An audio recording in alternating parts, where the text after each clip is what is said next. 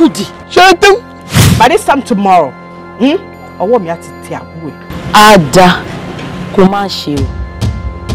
I beg, what is she doing for mouth? Can you hear me now? I couldn't hear me like. Amile.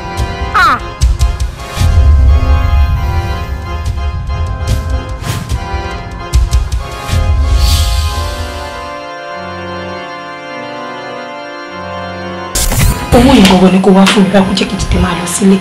Ó gbé POS wá. POS báwo?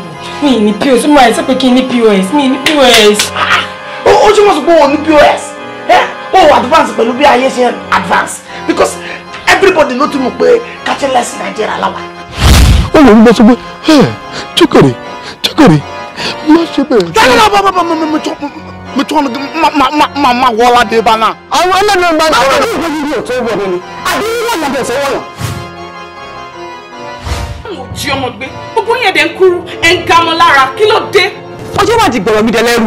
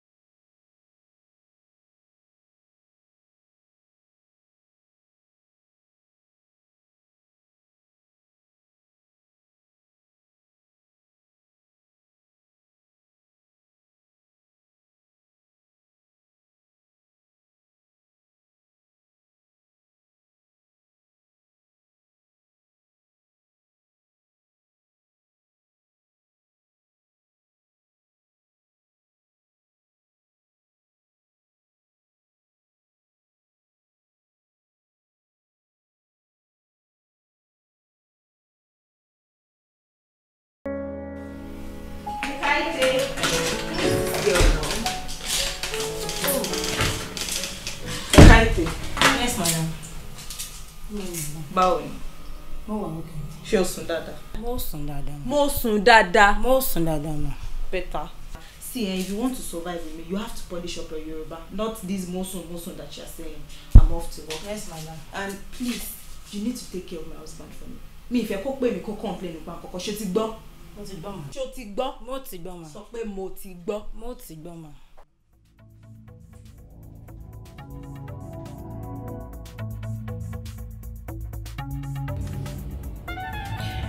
Mr. and Mrs. Adewale, right? Yeah, Mrs. Adewale Johnson. Yes. Okay, let's get straight to business. Actually, we came here for a legal advice. Okay. We've been married for 5 years and she fails to give me children, no child. Wow. I'm fed up of everything. And I felt probably maybe we could just be on our own. I want a divorce. And we are here so you can advise us on how to share my assets. You know, we've tried IVR and all, and we even tried traditions. But to no avail. So you just... Mr. Adewale, Timba gbọ́n dada, ẹni ẹ fẹ́ fi àwọn yín sílẹ̀ because she's unable to give you a child. Exactly. Madam, what's your take on this? Oh, it is.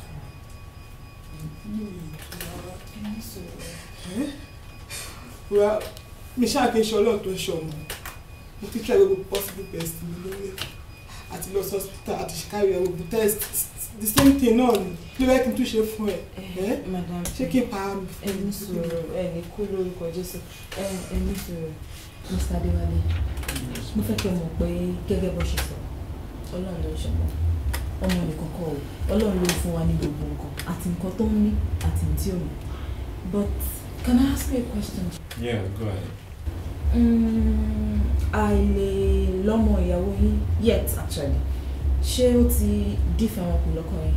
No. She's still my wife. I love my wife, but... No, you don't.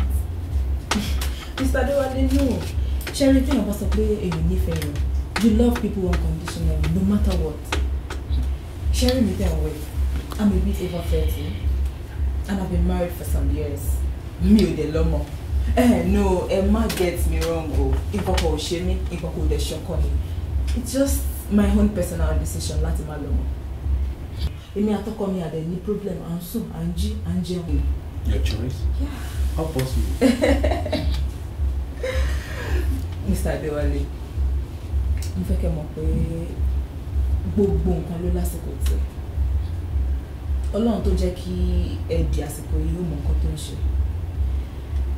This time, ní gbogbo ilé, ìyàwó yín ní ìdí nǹkan. She needs you now more than ever. Ṣé ni yín dùbẹ̀ ṣe ń rán? Ẹ wojú wọn. Ẹ láìgbọ́n yẹn sọ orí kọ́ bó ṣe ń sunkún. Sherry, ibi tí ó bá ń dùn lọ́mọ kékeré máa ń wà o. Tẹ́ bá ń ṣe báyìí, I'm sorry to say sir, ẹ̀rù gan máa bọ́ ọmọ kankan láti wá sọ́dọ̀ mi sí. And gẹ́gẹ́ bí mo ṣe sọ fún yín, decision èmi ni láti máa lọ́mọ. Kò dé affect relationship mi àtọkọ mi. My husband still loves me and everything is going very well in our house. Èmi ò bá ní kí ẹ ronú kí ẹ pìwàdà. Kẹfà onímọ̀ra. In fact, I should have myself right now. You don't have to. No, baby. I'm sorry. You know, I want to make it sorry. I promise to do this. Promise. Oh, yeah, I promise. So, can you get my love? Can you settle a group of court? Thank you very much. You're welcome. Amen. I'm yours. You too, sir.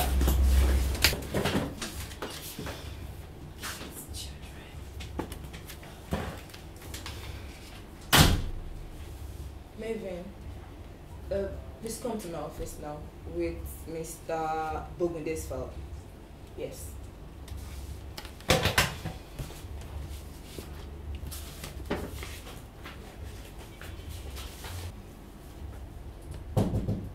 Yeah, please come in.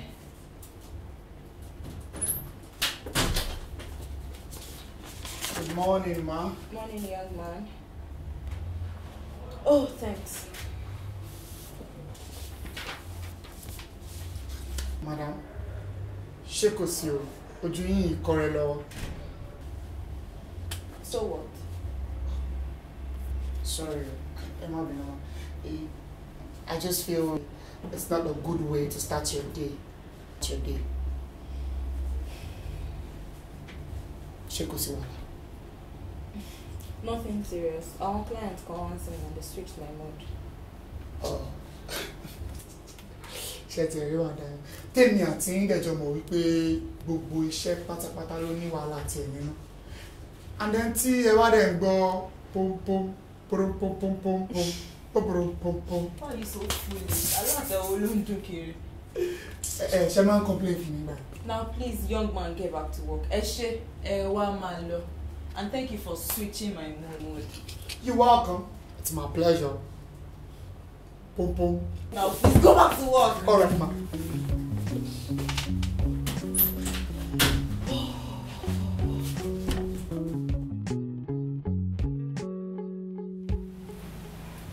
Baby. Yes, love. Something very funny happened today. I was actually shocked. So, this interesting couple came for counseling actually. Only for them to say they are filing for a divorce. Because woman you'll be more after 5 years. Ah. Who is filing for a divorce? The husband, of course. Who else? Yeah. That's pretty bad. Well, she man not live a woman now. I was so irritated because of a child. I don't even like children. I hate them. They can be very messy. They are noisy. They like to mess things up. I love them, but I love kids.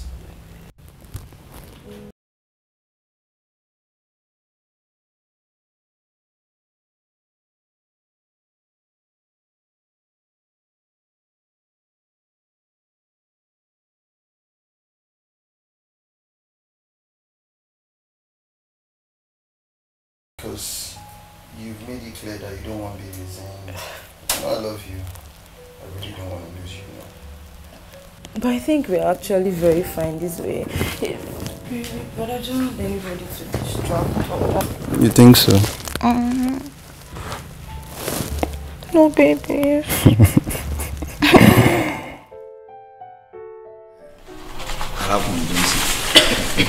Mokin epele yafu. Mokin kori. Mokin kori. Abawa kale o. E o gbe kini mo sọ bí òwe bí òwe. I really don't understand. You know ti di baba koko. Ọlọ́run ti ṣe. Ẹ ti di baba bombo e. Ẹ ti di baba yeah. Ajo ìyàwó yín ni. Wọ́n ti gbé nǹkan mu. Ẹnu yà wọ́n ti you know what did do? Doctor, I'm so sorry, sir. No I think there's a mix-up. I don't think this result is mine. No, I can't be pregnant. No, me only know you. I cannot be pregnant. I'm okay, woman, no birth control pill. So, cause even when you follow you, this is not mine. I think you need to recheck. Control pills. I insult you. Kokwele do marry.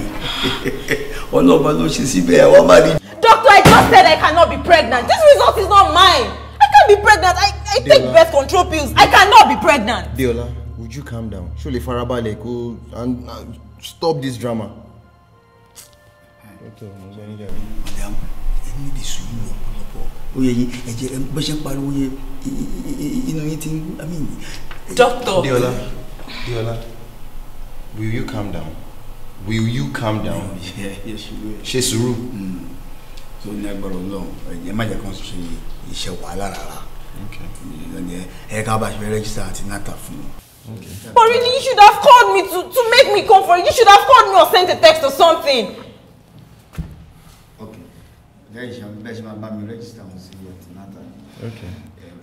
Doctor, I'm going to sue you. And I swear you are going to rot in jail. This is not mine. You have to provide my own result. This result is not my own. Will you shut up? Doctor. Okay. I am very grateful. I'm charity about buying no jijiba no share madam. Don't be surprised. All let shame beji o. Sùúrù ni. Ẹ fún ọlọ́mi tútù mo da ba délé. Ba mi nílé. Tó bá dé wọ́n, o lè dúró síbẹ̀. Mo are very sure pé wọ́n máa ní bẹ́ẹ̀dì fún ẹbí báyìí. Àwọn ní bẹ́ẹ̀dì kò sí. I'm going to sue you, sir. You rot in jail. Look, this is not my result.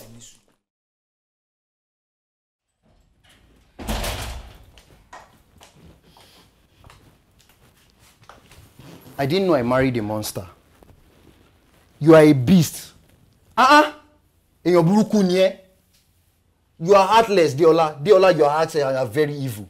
3 years into this marriage, not that you are barren or anything. You are a monster. What are you saying? Kí ló sọ? I didn't know you wanted us to have a child. Because I love you. Because I wanted you to be happy. Even at my own expense. You found out. Now that you found out that God has put that in you, you want to get rid of it. You are a monster.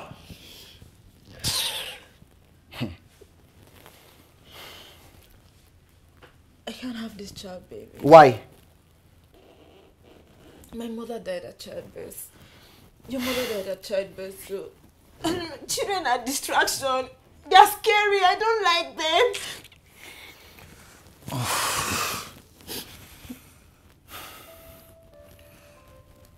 It won't happen to you. Please, it won't happen to you. I am here for you. Joe, Deola, Joe. Please make me be a father. Make me a father, Joe. I am here for you. Baby, Deola.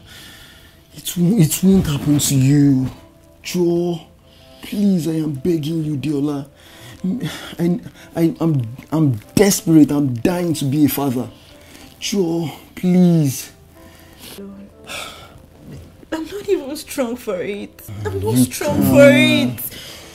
Joe, you can't, baby. I am here for you. Even if it's just this once, Joe. If it's just this once. Joe, please. Just this one? Yes. I promise you, even if it's just this one, if you don't want it again, me buy over it. I promise you, Joe. Joe.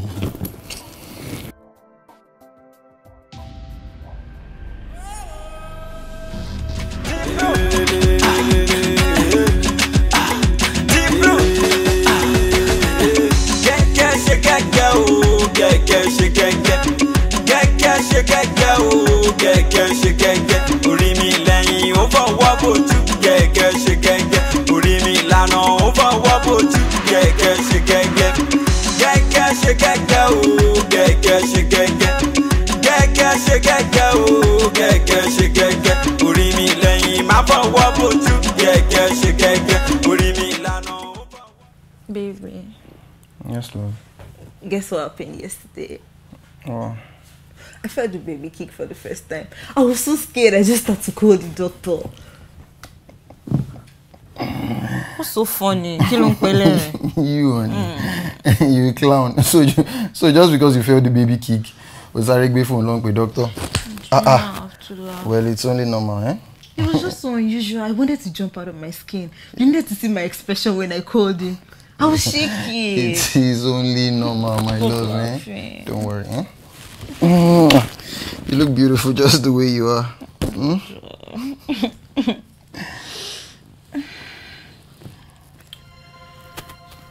Is it? I don't know. I feel very funny. Are you okay? I don't know. Diola. Are you okay? Diola. Do you think we should go to... No, I'll be fine. Diola, you're bleeding. We need to go to the hospital. All right, I'll call you back. Madam. Yes, sir. It's good to see you. I'm sorry about the loss, man. We don't call that argue for Rara. This time, I'm not machine. But you ain't look weird, deja. Yeah, I'm trying. Yeah. Please, what can I do for you? Doctor, mo wá rí yín fún nǹkan tó wà very important ni. Very important. Ṣé kìí ṣe pé ètò wa invite caught by Doctor, no. Rara, sir. Okay. That was then. Right. Actually, I want to be on fertility therapy. Madam, fertility what? But you know, Doctor, mo mọ nǹkan tẹ́ fẹ́ sọ. Sherry, mo like feeling tí mo need the last time, and I love children. I want to have children this time. You will. I think you will. You're ara yín gan. You will. Mama sá fún kì í ṣoògùn nìkan. Actually, you're possible. But you need to be faithful with your prescriptions. Ṣé nǹkan tá lè ṣe ní kíákíá ni? Torí mo tiẹ̀ ti ṣetán sí tá bá lè ṣe ní kíákíá kí n máa dé. Lè ṣe kíákíá. Ọkọ yín ló bá ṣe yẹ fún yín ní kíákíá. Ọkọ yín ló bá ṣe yẹ kó wọ́n di pé ó ń bẹ lọ pẹ́lẹ́ wọn. Torí the last time I will rot yẹn àyàmí jákè. Ọkọ yín ni torí ẹ mọ̀ sọ kọ́ àpéjọpọ̀ ara yín sílẹ̀ ọ̀rọ̀ Ọlọ́run tún sọ. Kẹ́ dìmú ṣinṣin ẹ̀yà àgbàpọ̀ yé kẹ́ yóò ti yé ògùn ní kọ́kọ́ o so tẹ́ bá ti ń lo ògùn ti bí òun náà ni pé kí Ọlọ́run tó máa ràn yín lọ́wọ́ kẹ́ máa lo ògùn ti bí. Kò sí wàhálà sá ṣé mo lè dúró gbálẹ̀ ni or màá ní láti padà wá. That will be tomorrow morning. Please tomorrow morning. Bá mi kí dáàdi. Thank you very much, sir. Mrs. Johnson. Yeah, let me sọ fún Dr. Juwon pé kó wá bá mi lọ́fíìsì. Lawyer mi mú. Doctor, ẹ jọ̀ọ́, receptionist sọ pé fẹ́ rí mi. Okay, má gbé wá. Ṣé kò sí? I hope there is no problem. Mr. Johnson, Please sit down. Sherry, oh man, they will oh man, Fimora. The last time they did buy one resa, they did not hesitate. Doctor, please go straight to the point. Good. Sherry, oh man, will long ba.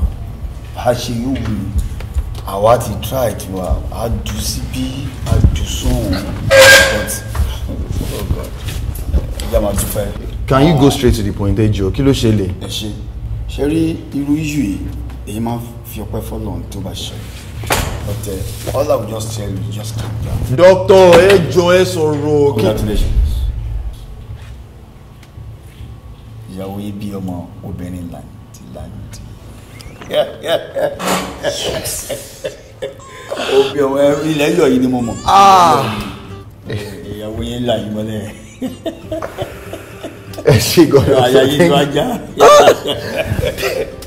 Thank you very much, Doctor.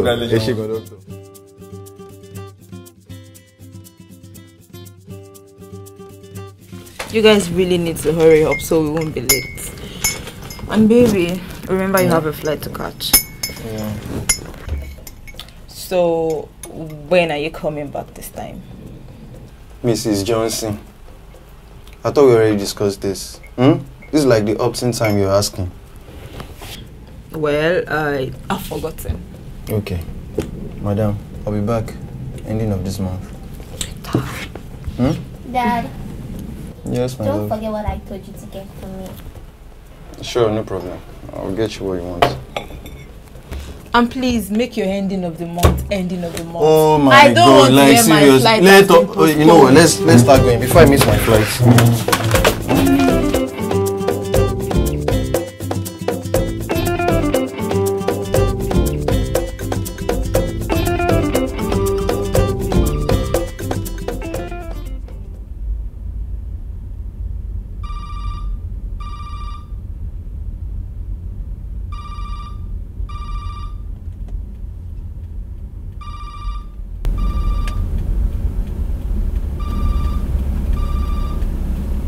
Yes, dear.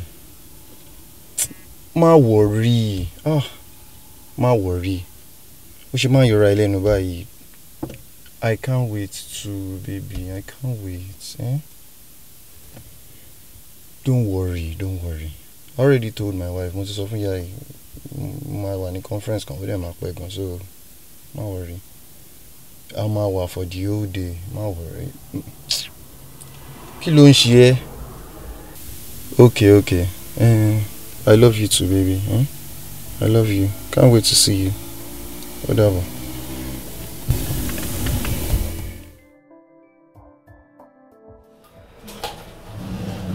Shade, Joko wale.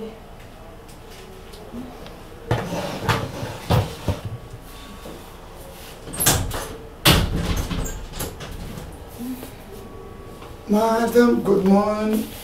Good morning. Madam? Yeah. Okay. I think that we need to go back home. I feel very sick. Okay, let me quickly get the car keys.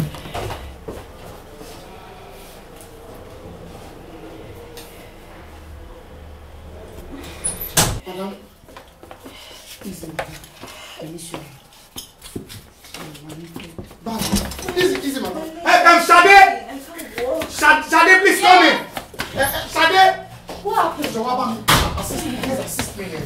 Madam. What's wrong with you? I don't even know. She said she can't Careful, walk. madam. Yes, easy, madam. Careful.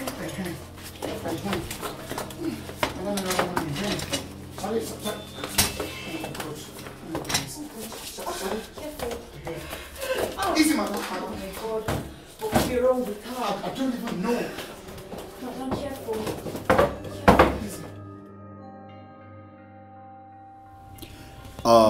Mr. Marvin, sir. Marvin. Mom, one of the in office, make a sorrow.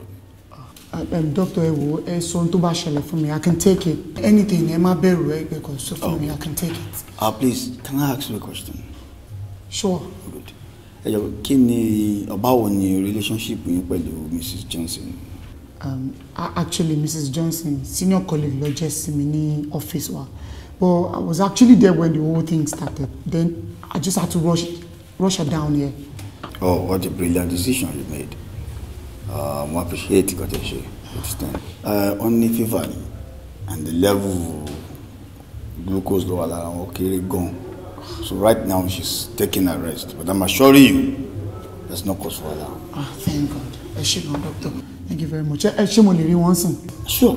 But me Nifeki AG because she need a lot of rest right now. No, no more pay money latest stress on so money G1. I just want to be sure she's fine. I want to see how everything is going so that Mali will rest assured. No, she's doing good. Okay, sir. Thank you so much. We're meant to save lives. Thank you very much. You're welcome. Mr. Marvin. Yes.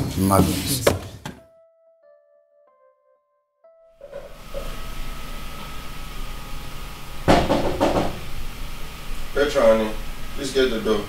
Okay, Dad.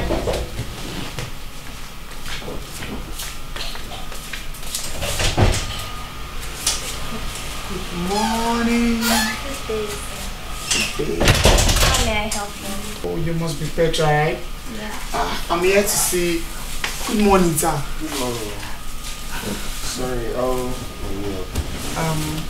my name is Marvin, and Eminimo Puyini Joti Arosh Madam Losi Hospital.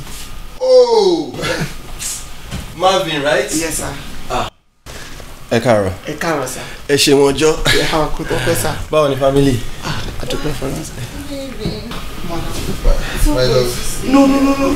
Emma, just stay where you are. I hope you are getting better. Yeah, I'm very fine now. Thank you so much. Thank you. Eshemojo, I appreciate you. Thank you very much. Koma Tope, I need to do below me to be actually because I couldn't have done anything less. Madam, this is for you, ma. Actually, you are poor, right? Distress. Thank you so much. I'm sure you met my husband. Sure. Mr. Deluja, and this is my daughter Petra. I have, yeah, sure. Madam, I need to take Daraya because we all miss you in the office. Shade no only came back in. I need to really be on my way right now. Hey, the Druja Shane Laleju. Because our motive feel in the office. I don't trust them at all. Could any daki madam dig am for any good feedback? Thank you once again. Yes, ma'am. Unless I forget, I would love to invite you for my daughter's birthday next week. Don't say no. Sure, why not, Mawa? Thank you very much. That's good. And then, madam, Shemo be too strong, dada. Immediately, I want to leave, so I can just come around to help for the run around. Thank you. Yes, ma'am. Thank you so much. Auntie, happy birthday in advance to you. Thank you. Yes, sir. Do you want me to? Oh, no. Are you sure? I'm very fine. All right, sir. All right, Thank you very much.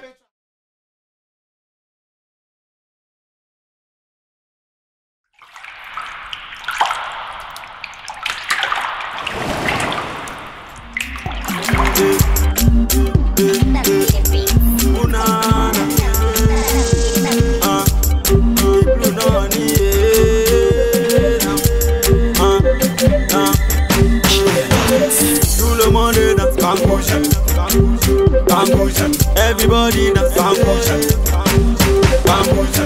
Oh yeah, jagalo bambucha, bambucha. Baby follow me bambucha, bambucha, bambucha. Oh ro ro ro ro ro ro ro. Ah ra ra ra ra ra ra. Ọmọ lọmọ ya, mo bẹ̀rì bọ́mọ ya. Mo bó ṣe rédíò. Owó gbogbo sẹ́rẹ̀rẹ̀ ọmọ lọ́mọ yẹn ó bó ṣe tẹra mọ́ kájà lọ́kànlá mọ́ bóyá máa tẹra mọ́. Gather a fancy. What are you doing here? Isn't that sounds perfect? Are you serious? Hello, dear. Baby. Meet my colleague at work. Oh. Bemi, my wife. Nice meeting you, and thank you for coming. I heard about the party, so I decided to stop by. Oh, thank you. Do you want to take anything? No, I'm fine. Are you sure? Yeah, I'm fine. Just take her somewhere, make her feel comfortable. Okay.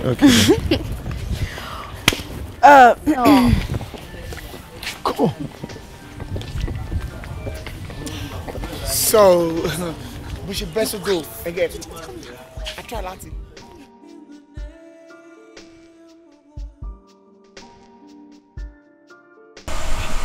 Tolu, don't you ever tell me what to do, okay? So plans any people call Lumi, go and dump me like I'm a piece of trash, right? Hell no. What are you saying? Kí ló ń sọ yìí?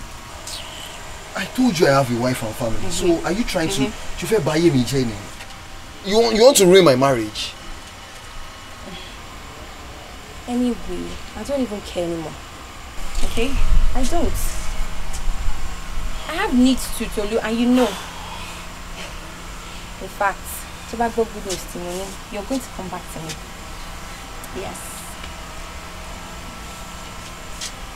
She in travel ni? Wrong. Wrong.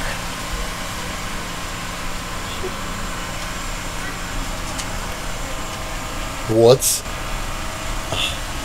Demi, you have to be. Sure, yes, darling. We're gonna have a baby. Shufé, but you want to spoil my life? Kí ló ń ṣe now? What?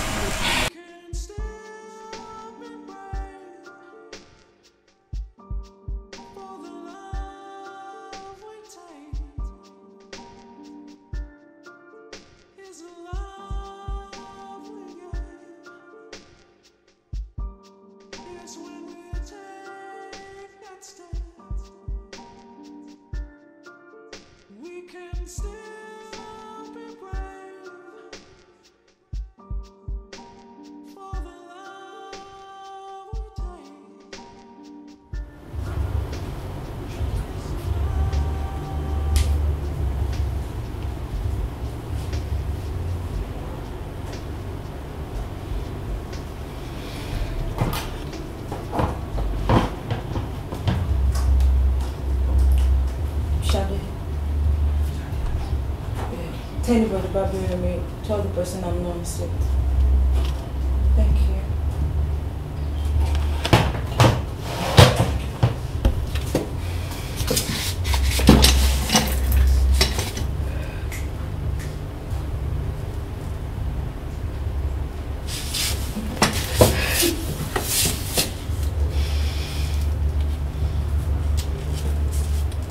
Tolu, you shouldn't have done this.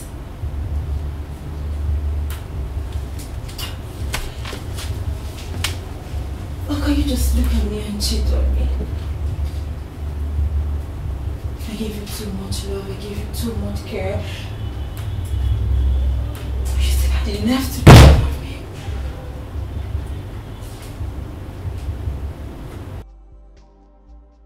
Just when I was thinking of telling him I had breast cancer. That's not even the point. I thought I was expecting my second child. Told me you are a cheat. You are a bloody cheat. Oh my God. God, I need you now more than ever. I can't do this alone. I can't do this on my own. Oh my God. Oh my God. Oh my God. Madam, I am so sorry you Will you shut up your mouth? What the hell do you think you are? Oh, Sean Fetisila Kumini. Do you think you have every right to intrude my privacy? No. Not really, madam. I care about you because I know how you feel right now. Really? You know how I feel? You do?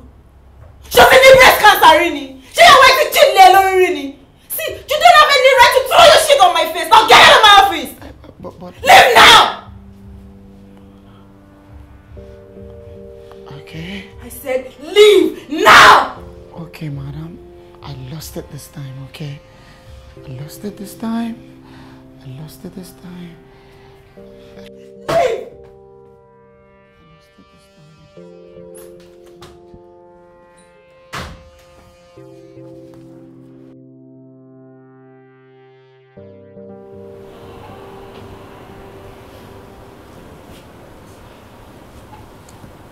Baby. Yes, sir. We need to talk. Okay. Sure. Oh, are very important. Mama. Tolu. Yes, ma'am. Is there something I need to know? Are you hiding anything from me?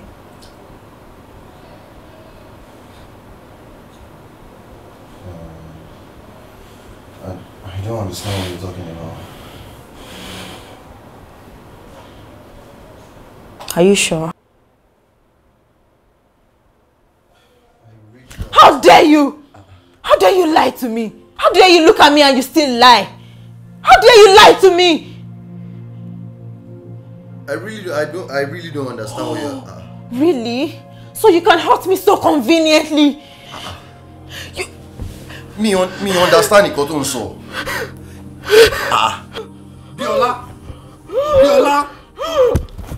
Diola, e can't take me kaki. Diola, talk to me, please. Diola, please talk to me. E can't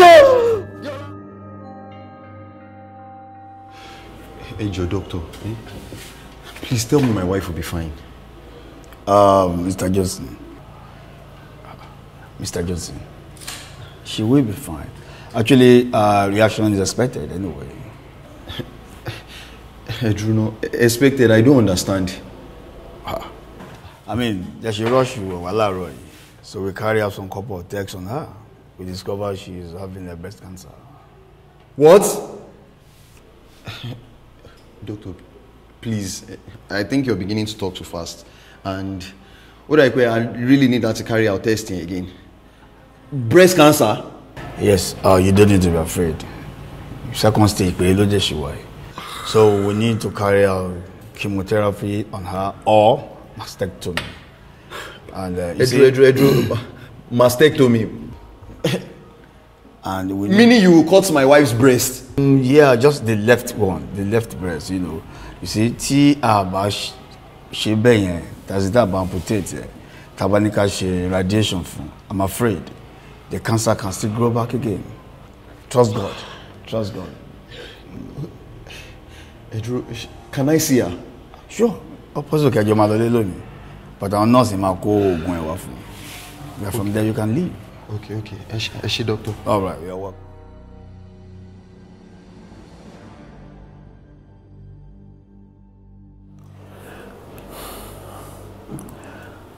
Are you ready to tell me why you hid all this from me? Because it wasn't necessary. I saw no reason to tell you. What the hell are you talking about? Have you forgotten I am your husband? Your legal husband? Shut up your mouth, you cheat! Liar! Don't. I'm not even ready to listen to any bullshit you want to say. You feel you can just do anything, whatever you want to. Diola, what are you talking about? Tolu, is there something you need to tell me? Baby, there is nothing. What are you talking about? Me understand? What are you talking? Me understanding, Koton? So what are you talking about? I cursed you there. I said yes, I do. You are not only a cheat but a pathetic liar. Who is feeding you with all these lies? Who are the people feeding you with all these lies? How could you look at me in the eye and still lie to me? As if your shit was not enough, you had every got to bring it into our house, our home. Baby. Don't even try to touch me. And please don't make me say God will punish you. I saw everything with my own eyes. You and your so-called colleague, baby or whatever her name is. Tolu, she's carrying your baby.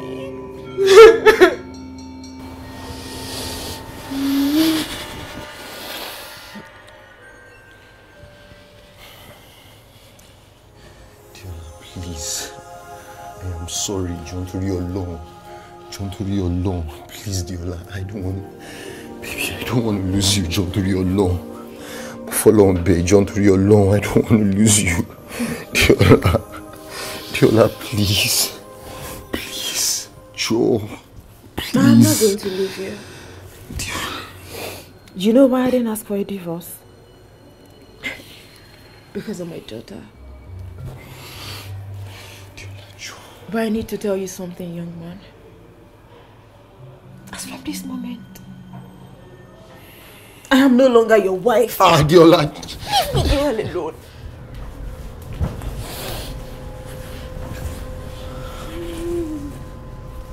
That's me.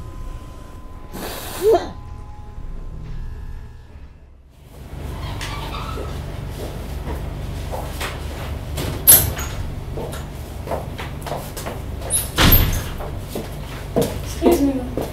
Oh, I'm done with the file. Thank you. Okay. 1 second. Shadi. Yes, ma'am. I think you are going to be in a better position to explain this. Oh, I'm very sorry. I'm just going to make No, corrections. it's okay. Have you had breakfast? Yes, ma'am. I don't think so. I'm sorry, ma'am. Let's go. Oh, please, tell Marvin to sing in. All right, ma'am.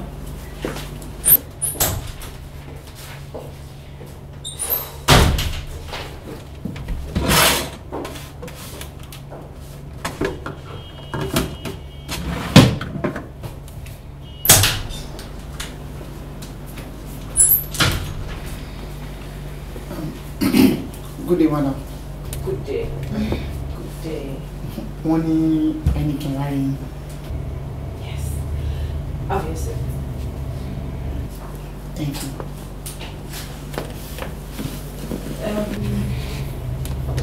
Man, actually, mo fẹ́ apologize for bí mo ṣe reacted the other time.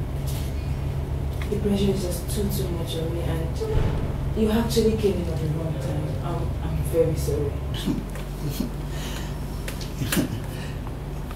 It's okay, ma. I understand you perfectly well, ma. Ẹ má bínú pé èmi náà kọ́ dédé jáwọ́ ọ̀rọ̀ tí ó kàn mí bẹ́ẹ̀. Kò dẹ́ ṣe pé mo dẹ̀ dédé jáwọ́. It's just that I know how you feel. Sherry, I have a sister that was also diagnosed for breast cancer some years ago. Are you for real? Yes, ma. And then we went for all the therapies together. Tó túmọ̀ sí wípé I know everything about this whole issue.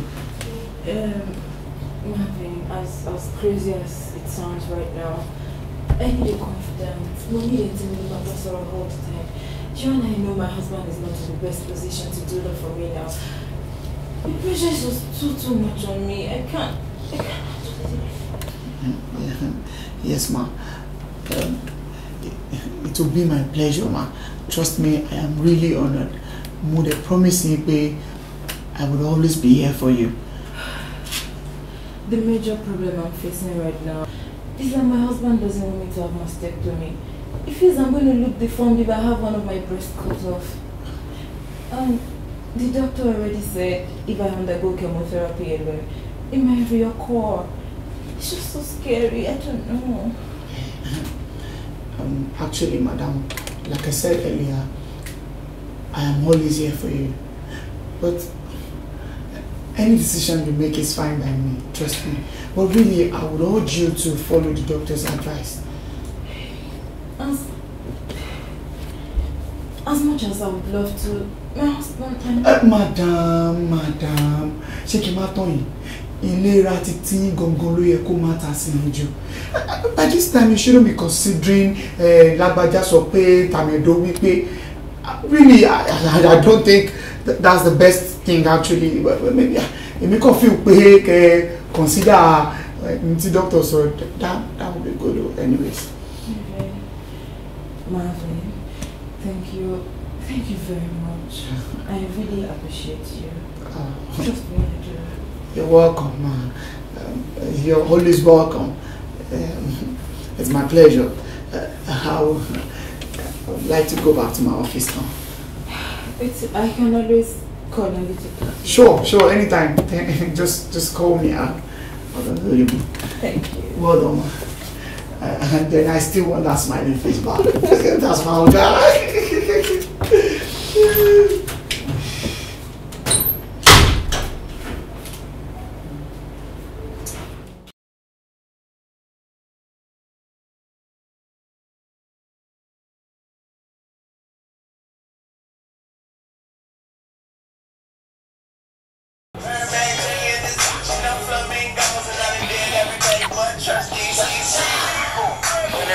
Tolu, your phone is ringing. Yo.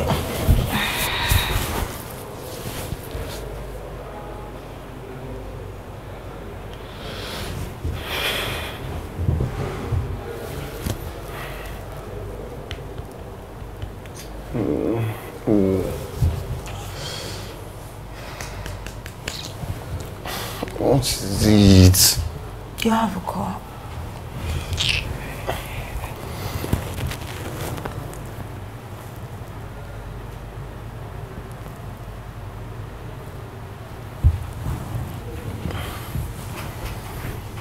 Baby, Diola, it's not what you think.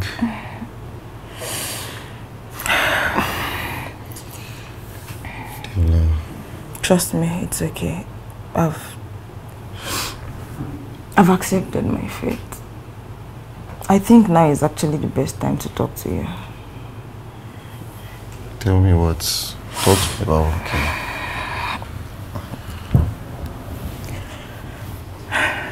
Tolu. Yes? I've made up my mind. I'm going to undergo the surgery. Hell no! So, you mean after all this persuasion, Timon Bay Lato Joy, you want to have your breast cut off? Could it possible, man? Yes, I made the decision since the doctor said if I undergo the radiation alone, there's a slim chance of its reoccurrence. I decided to have it cut off. What are you saying? You want to have your breast cut off? Kí ló ń sọ yìí? I told you already my mind is made up. And more so, are you concerned about my health? You are selfish, Diola. You are very selfish. Selfish as always. Thank God Petra came when she did. It is this same you that decided that you don't want kids. Now you want to go ahead with the surgery against my will. See, Diola, if you go ahead with this surgery, and I am telling it to your face, if you go ahead with this surgery, we are done. Totally done. And I'm...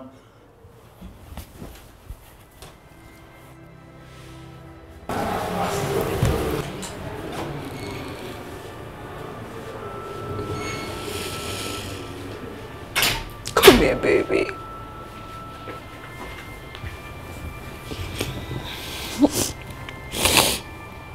Mommy's gonna be fine, okay? Sure, now smile.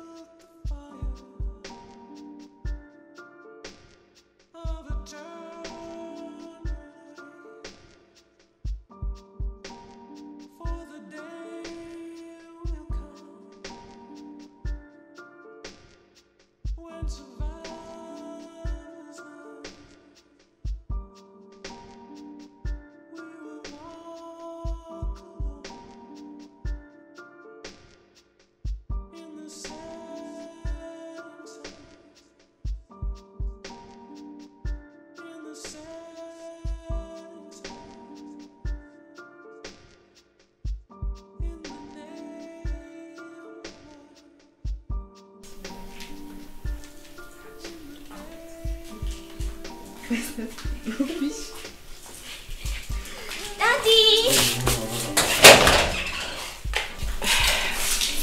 Come in. I think Daddy has just been so busy. You know, right?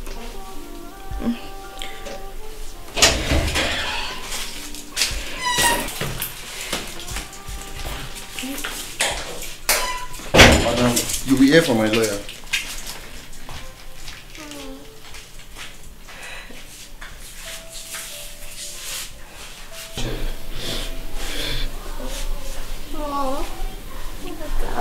Nothing. Daddy's coming back with that tonight. Trust me.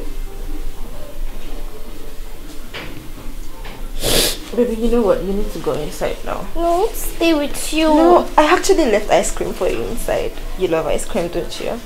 Now go inside.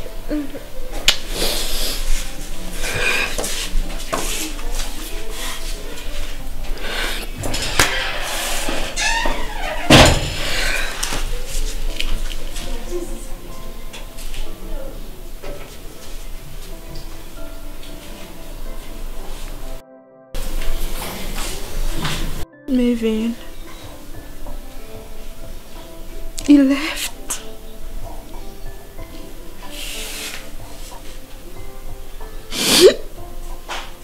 I don't know.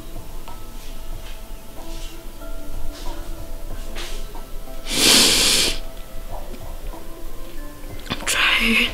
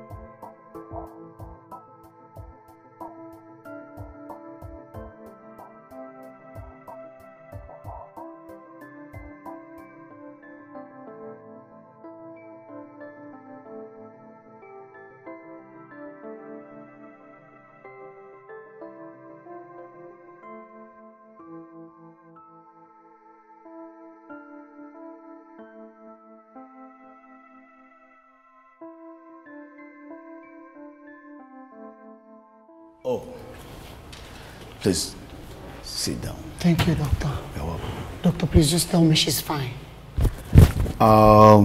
Yes, she's fine. The operation went on well, but it was a success anyway. But we had a little complications. But ìyanu tó wá ṣẹlẹ̀. No. I must commend her. She really fought very hard for her life. She's okay now. She's okay. Thank you. But as one thing I want you to do for me, Mr. Marvin, sir. Marvin. Yes. Doctor, go ahead and talk. I'm ready to do anything for her. All right. It's all right. Really? Yes. Sorry, I was aware of what happened between Mrs. Adiola and her husband. You know, which that I wouldn't want that to happen to her. Right now, she needs a good care. I want to be so caring. You know, I want you to love her so well. Let's get it, sir. You know, whatever she needs, be there for her. So that will hasten her up to get well. It's fine, Dr. Ewo. I am ready to do anything just to make sure she's back on her feet. In fact, I promise you, I'm ready to do anything for her. I'll be glad. I'll be glad. Thank you so much. No, I ain't going to do I should be the one thanking you right now. It's my job. So, doctor, please, can I see her now? Why not? Sure. But I'm so sorry. She's still sleeping and let me back on G. So you wouldn't mind, you can hang around for her. Oh, of course, sure. That's not a problem. I do also reception to my Fiji. All right, thank you. Doctor. Thank you.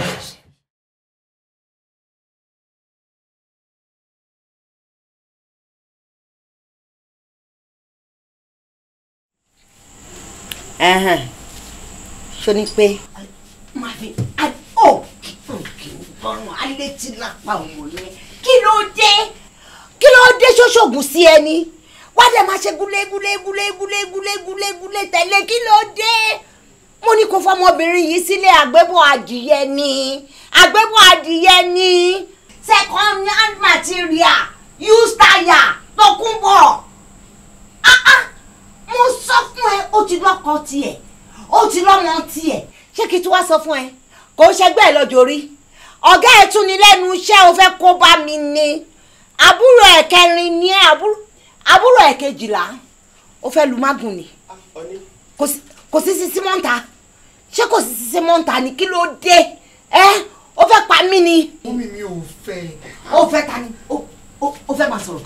Ó fẹ́ máa sọ̀rọ̀. Ṣé ó tún fẹ́ máa sọ̀rọ̀? Mavin, good day, ma. Ayé ẹ ò dẹ̀ ní dàbò ṣe kí mi yẹn. Ayé ẹ dẹ̀ máa bàjẹ́ ni fún kíkí tó lánàá ẹ tó kí mi yẹn. Kí ló hẹ́ lẹ́nu? Ẹ pẹ̀lẹ́ o, àǹtí Tòkunbọ̀, àlòkù táyà. Kí ló dé? Kí lọmọ yìí ṣe fún ẹ? Kí ni mo ṣe fún ẹ? Tọ́bi ní ara ọmọ ni kò ti wá mú mi. Ṣé ìwọ náà rán sí mi ni? Àgbébọ̀ adìyẹ ìwọ náà rán sí mi. Rìbọ́ táyà. Mi ò fẹ́ rí ẹ ní ẹ̀yìn ọmọ mi mọ́. Mi ò fẹ́ rí ẹ ní ẹ̀yìn ọmọ mi mọ́. Má yẹ kí n ṣe ọ̀kọ́lọ̀ fún ẹ o. Má jẹ́ kí n ṣe ọ̀kọ́lọ̀ fún ẹ o. Ẹgbẹ́ àbúrò ẹ kẹrin ni o. Bá mi túlẹ̀ ibi tó bá lọ dé mọ́ àbí tó bá kàn mọ́ kó lọ yọṣọ́ ẹ̀ kúrò ń bẹ́ o. Mo fọlọ́run bẹ́ẹ̀ má jẹ́ kọ́mọ kó má gùn sí mi lọ́rùn o. Tó bá dẹ̀ di worst case scenario ẹ lé ń bi iṣẹ́ yín. Lé ń bi iṣẹ́ ẹ má bàa mi bá yé ẹ̀jẹ̀. Ṣé ti yẹ ẹ̀kọ́ tí mò ń sọ yẹn?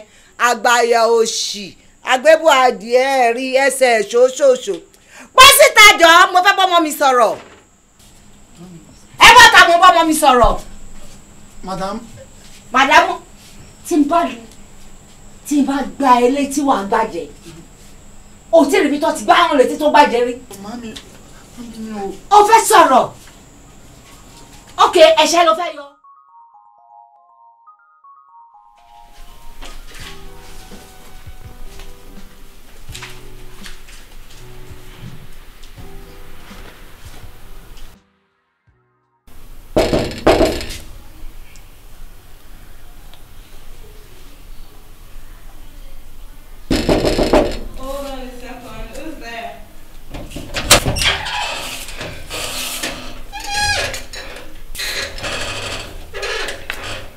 Mavin, what are you doing here? Please let me come in. I'll see you at the office tomorrow. Diola, see, please don't do this to us. I really love you and I miss you. Please don't do this to us. And I just said I'll see you at the office tomorrow. I can actually...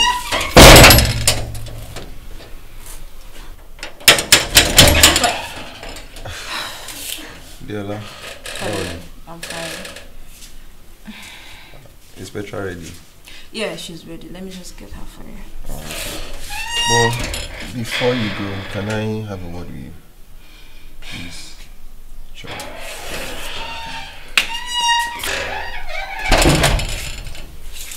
Diola, I know you're going through a lot and I am very sorry. Especially for what I've made you going through in the past. Jump to real long, eh? I know no amount of sorry I can tell you is enough for what you're going through. My bone passed through a lot. And I am very sorry. I am very, very sorry. Jump to real long. You know quite true. Find a place to forgive me, eh? About any chemotherapy, Shonda Didi? Yeah, I'm in my last phase already. Okay. I'm sure Petra is packed already. Let me get her. Alright. Hi, Dad. Hey, baby. I'm set. Shall we? Let's go.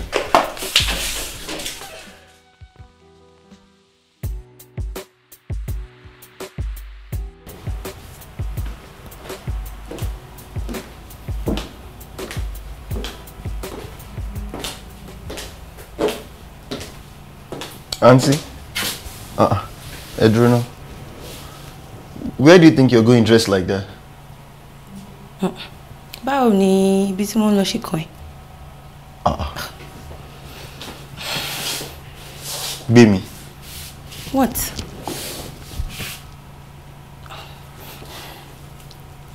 Don't make me lose my temper. Padà lọ sínú ilé kó lọ change. Adeola, I must be sincere with you. I love you so very much, and I want to love you more. You see, apart from the fact that you're beautiful, you're caring, you're understanding, it's only a stupid man that would want to lose you. I'll be the happiest man on earth if you can be my wife. Please, I want you to marry me.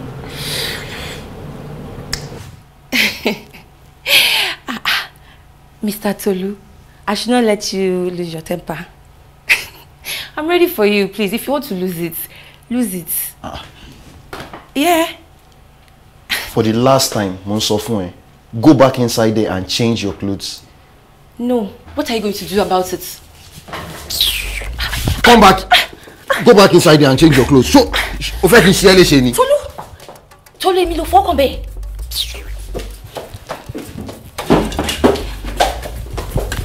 Yeah! Daddy!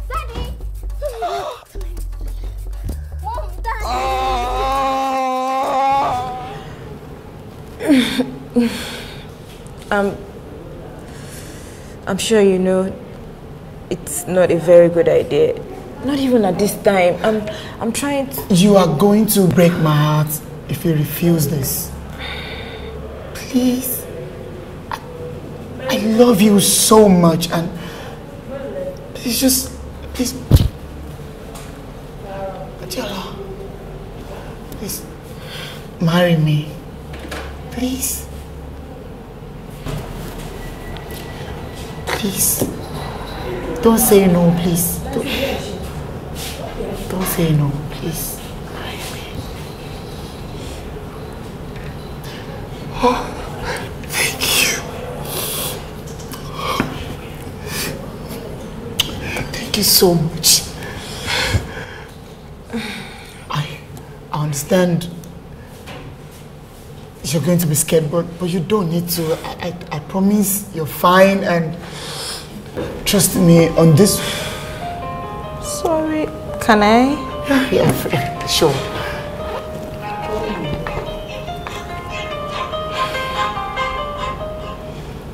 Hey, baby. Wait, ow! What?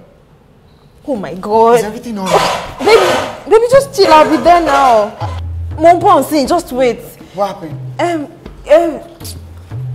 Petra, Tolu, I'll see you later. No, what? Dad, calm down. Dad, mom's coming. Dad, wait. Dad, hold on. Mom. Dad. Mom. We need to take him to Wait. I got this. We need to take him to Can you just... Tolu, can you just manage? Can you... No, don't worry.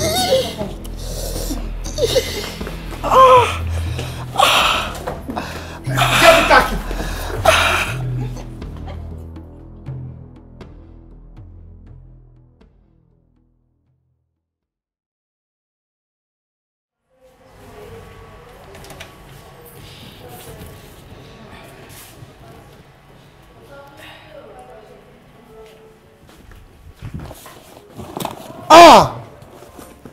Jésù.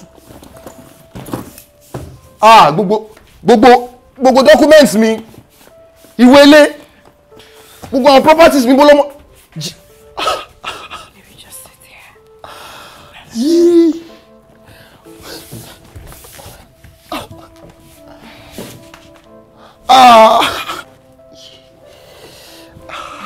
Ọmọ ìtì báyé mi jẹ́, mo gbé. This guy has ruined me. Yeah. Oh my. Gbogbo documents, properties, ibo mo ti fẹ́ bẹ̀rẹ̀. I don't think you really need all of this now. Oh, Deola, you won't understand, Jerry. You won't understand. Where do I start from? bóyá kò kàn gather àwọn nǹkan tó kù so that we will leave.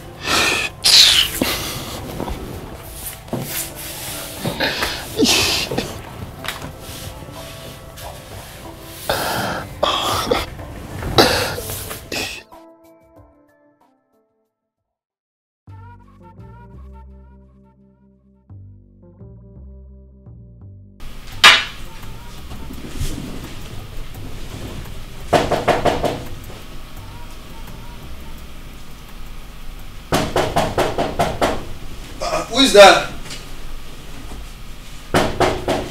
Tani yẹn.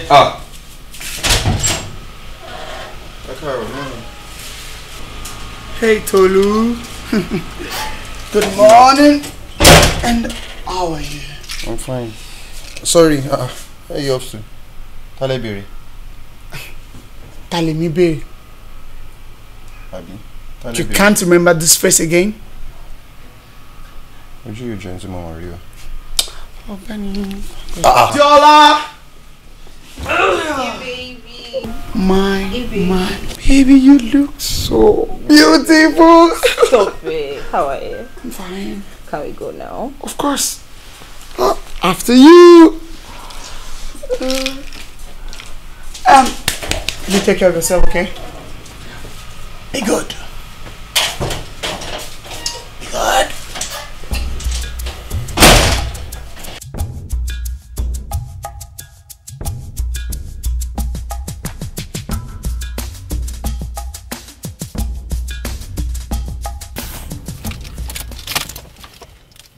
She didn't tell me about Tolu. I'm sorry. I was going to, but You were going to call me?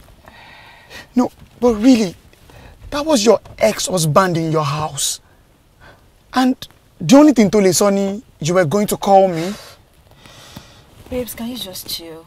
It's nothing. And like you just said, he's my ex-husband. And then Konibitu Magbe just had to help him. It's nothing serious. Konibitu Magbe, and you just had to help him. Okay. Fine. Please, where's your ring?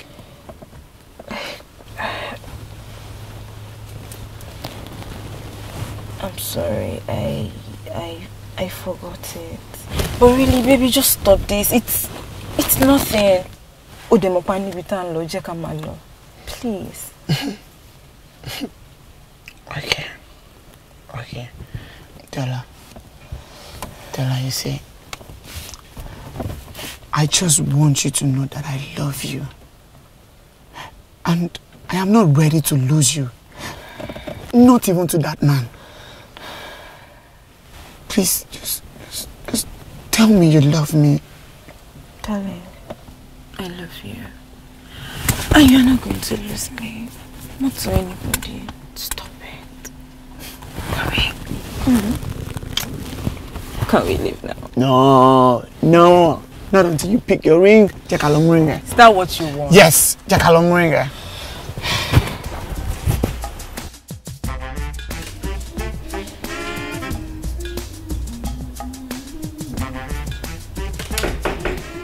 Yeah, who's there? Hold on.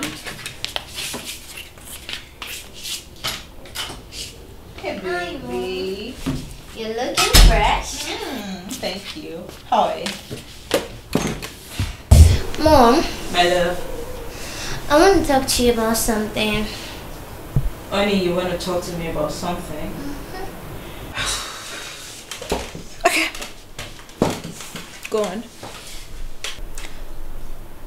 Mom, you know Dad loves you. And I know you know that too. And he said he's sorry. Petra. Oh, Nipamio, what do you know about love? Oh, so because school is on vacation now, you feel you can just start putting your mouth into things you shouldn't. Baby, love is only for adults, not for babies like you. Mom, I'm no more a kid. Oh, really? My baby is no more a baby. Darling, you know what? I don't want to get late to work. I need to dress up. You need to leave now. And When I'm coming back, I'll get you a big bowl of ice cream. Now leave. God, please let my parents come back together. What did you just say? Mommy needs to dress up now. Go. Don't be naughty. Get up.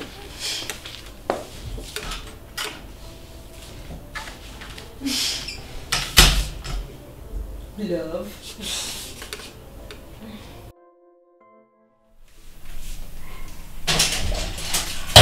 I'm everyone. Welcome. How are you? What is it? You promised me ice cream. Oh my god. Baby, I'm so sorry. I totally forgot. You forgot about me. No, honey, never. I had a lot of things to do. I'm sorry. Good night. Baby, I just said sorry. Don't do this. Petra! Don't worry. Ma you're right now. She'll come around. I actually didn't mean to forget, but I had a very long day. No worry. Go and rest, eh? Don't see me. Oshe, how was your day? Oh. Mama just sacked me. Oh. What happened? I went to work today. Just to see a letter on my desk. Ngba mashi. Mo rí pé sack letter ni. Mo fi gbogbo ọjọ́ bẹ̀ wọ́n ni. Kò sẹ́ni tó fẹ́ gbọ́ nǹkan tí mo ní láti sọ. Nobody wanted to listen to me, so. Well, I don't think I really have anything to say.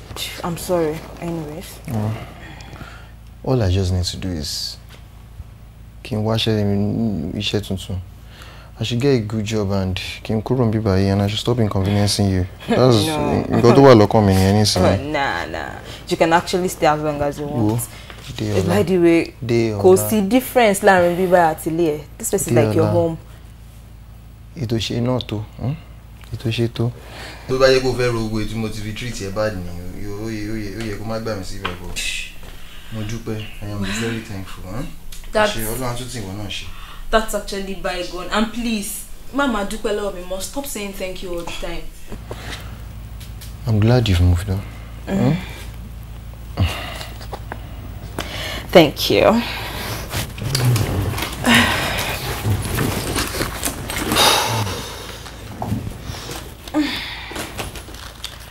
Sorry about your job. Oh, Oshe.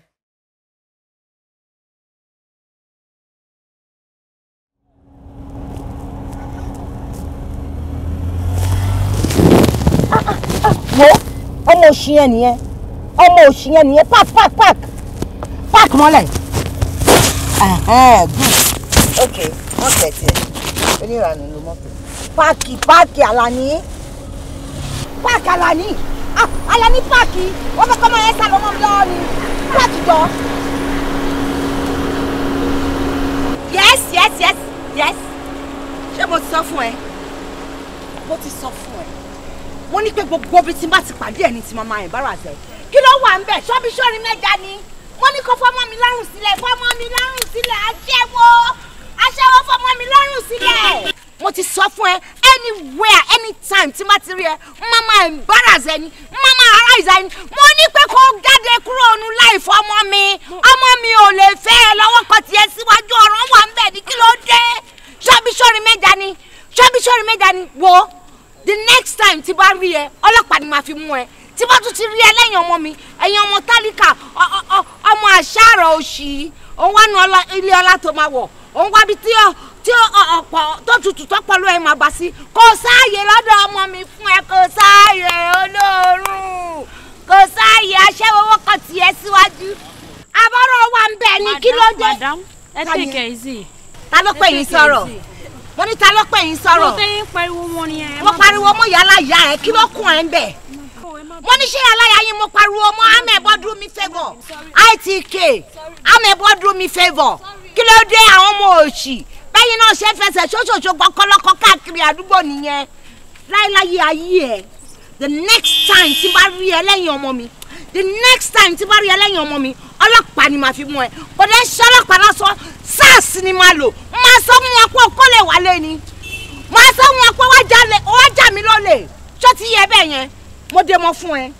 Àtẹ̀yìn ẹlẹ́nu ṣóṣòṣò àwọn yẹn dà.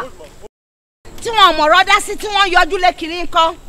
Ó ṣe máa ń bá wọn kiri bó tó máa ń bá wọn dàgbà nìyẹn.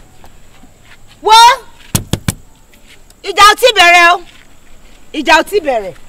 Tó bá bí ẹrẹ kó má fọmọ mi lẹ̀. Ó yà ní ìṣọ́ àlàyé. Olè!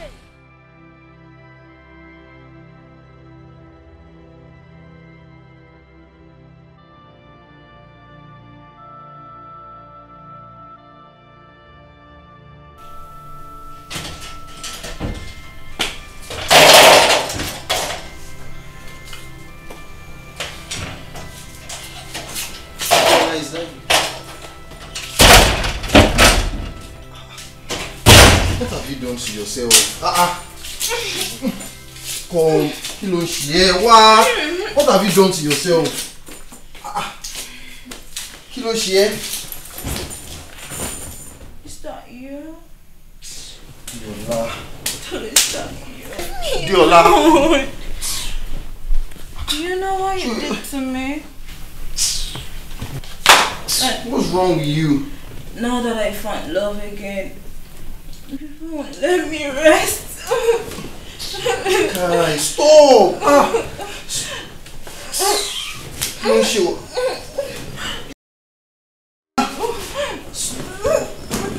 Stop! Kí ló ń ṣe? I am here, I'm back anyway. Stay with me. I'm here with you. I'm going nowhere. I'm going nowhere. Stay with me.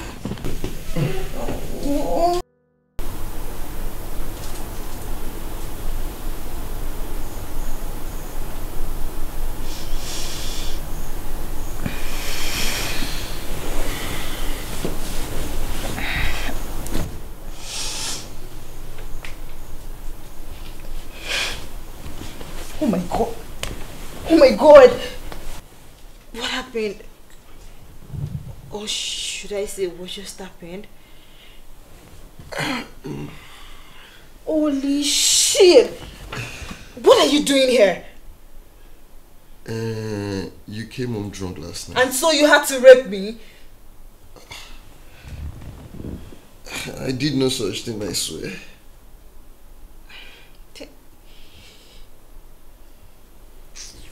Then why am I naked? Diola, you asked for it. I did no such thing, so I don't know what you were talking about. Tolu, you know what? This never happened. So I need you to get out of this place. Now, who won't be by? Get out! Get out! Get out! So little, it won't. Go, get out! So little. Get out!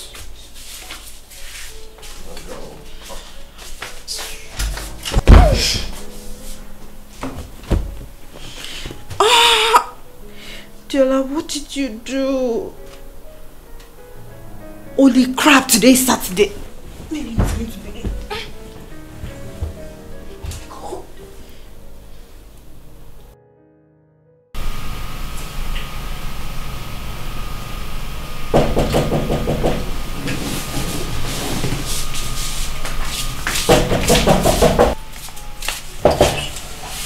Hi, Uncle Marvin. Hi, Petra. How are you? Marvin, morning.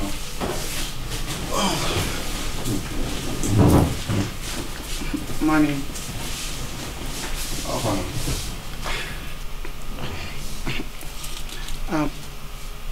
Is Diola around? Let me get that. No. Petra, darling, please, can you get your mom for me? Okay, I'll be back. Sit down, Marvin.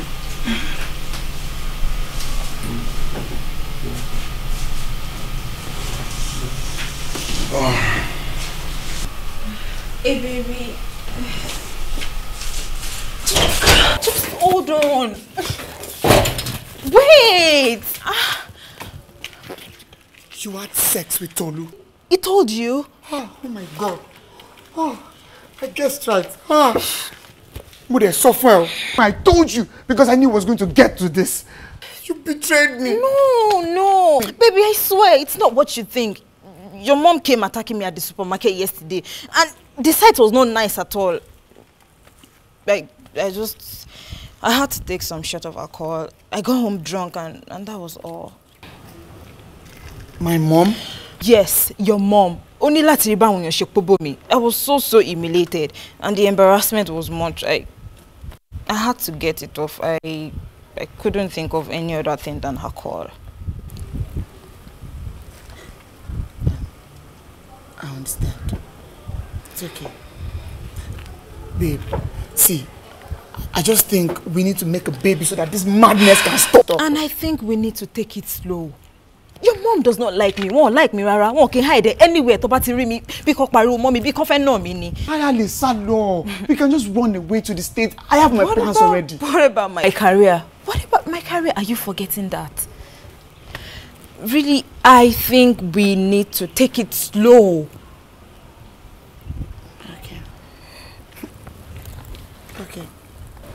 Okay. If you insist. But, Diola, I just need a reassurance. I just need to be sure. Baby, can you stop this? I'm not going anywhere. Stop. Can we go now?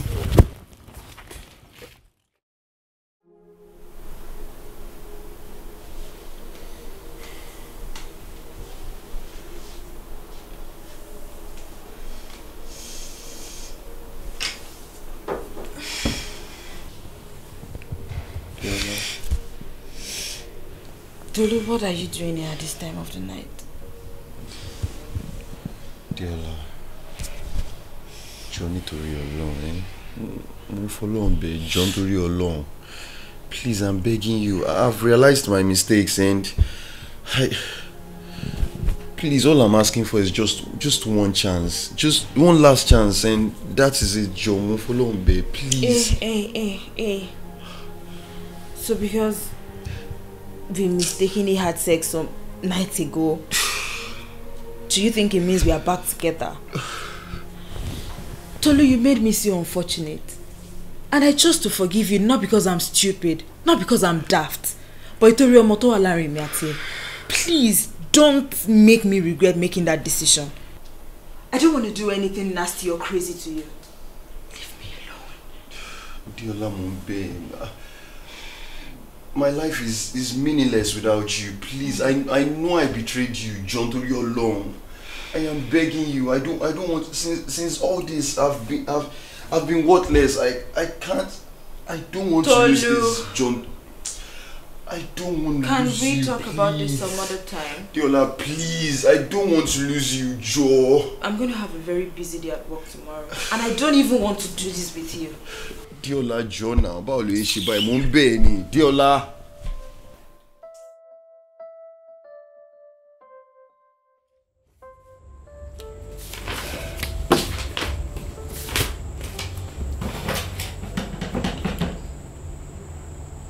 Shall they get in here now?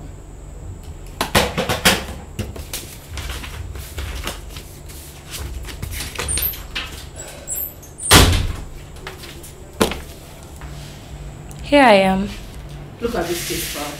Why will she share a mistake by when you know we need to submit this tomorrow morning? There's nothing wrong with this file. Boya yin le ríran dáadáa. No.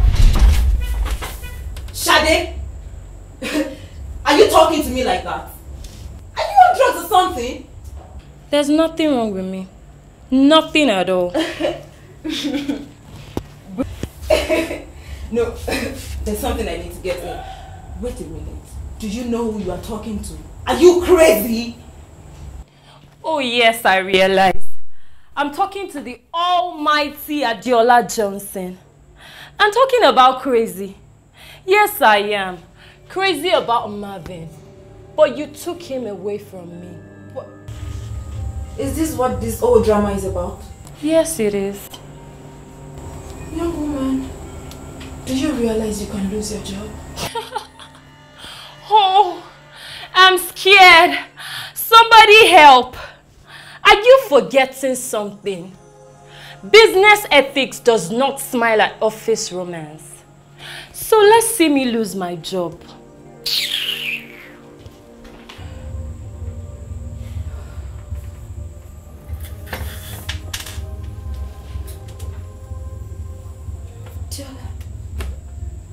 Is this really worth it? I've even lost respect from Shade, my secretary. This is worth it at all.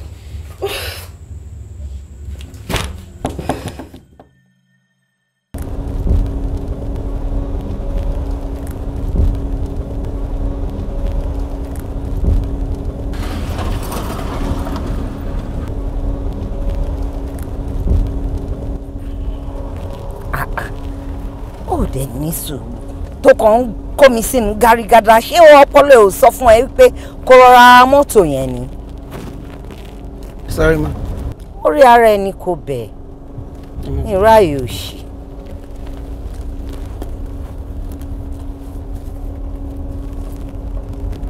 Tó bá kó sí kòtò tó wà lọ́ọ̀kan yẹn àtẹ̀yìn ni máa ti fún ẹ nígbà tí. Ẹ má bínú ma. Má bínú fórí ara ẹ.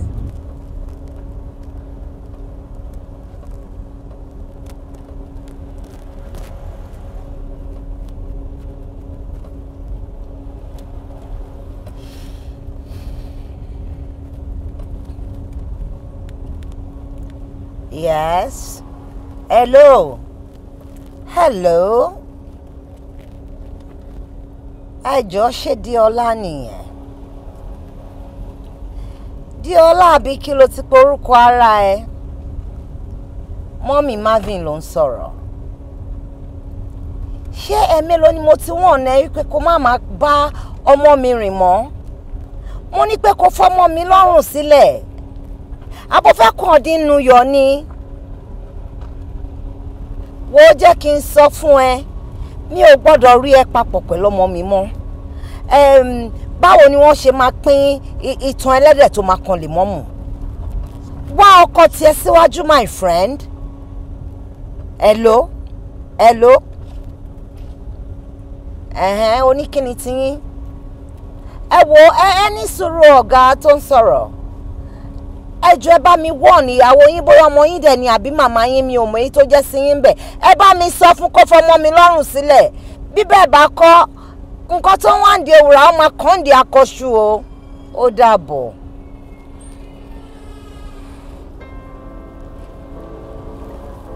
Olórí burúkú ọmọ tálákìá.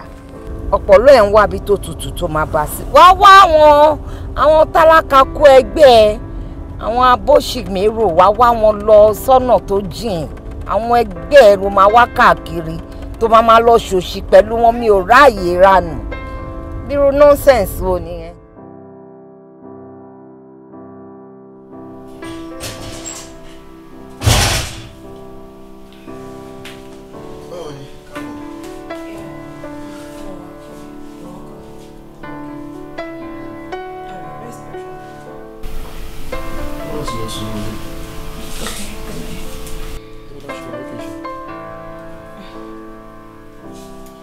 I'm very fine. I just said I'm fine. I'm very fine. No, really, what do you want from me? At least you've ruined my happiness. See, really, if not for you, I wouldn't be an object of ridicule. Don't come near me. I hate you. I hate you. I dread you. I hate you so much. Leave me alone. Just please right now. Please.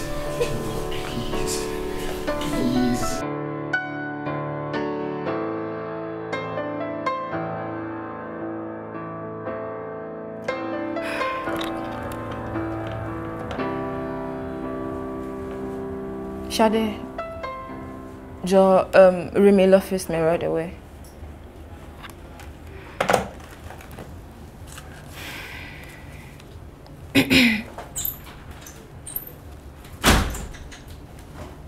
Hello, young woman. Hello. Please have your seat.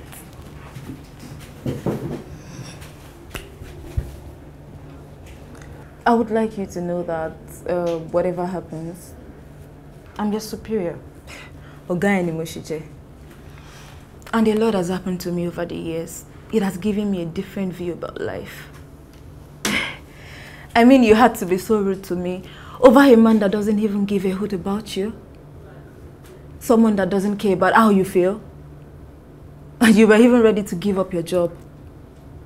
My darling, if you would ask me, that's called degrading. Whatever happens to your self-esteem and dignity as a woman.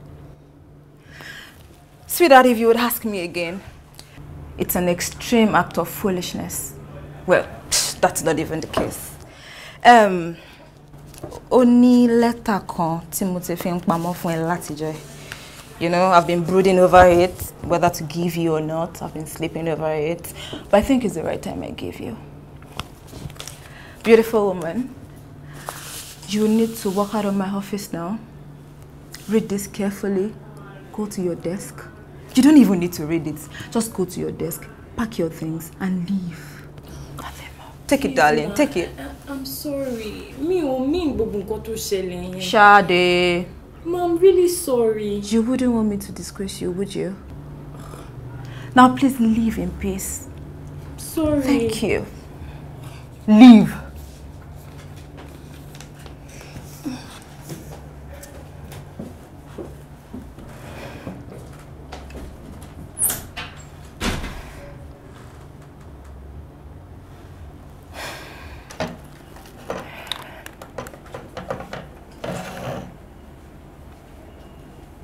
Hey, baby. Please see me in my office now.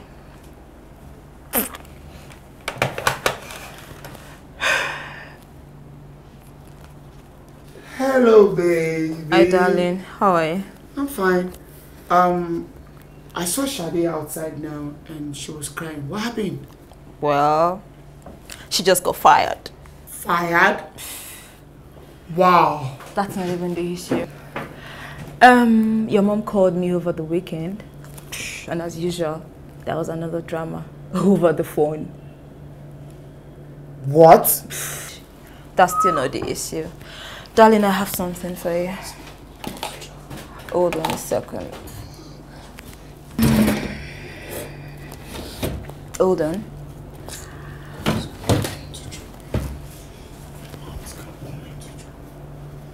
My darling.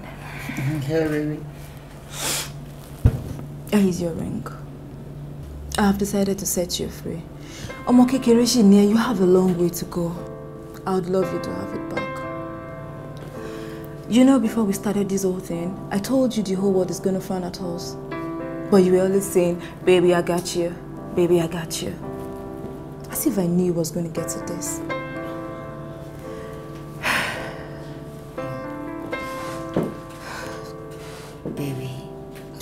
Baby, trust me, we can work something out on this.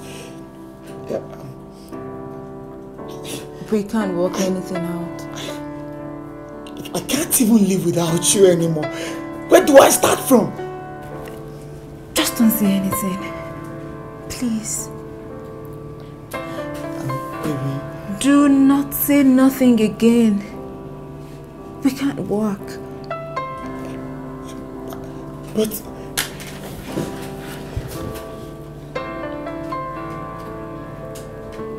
Please leave.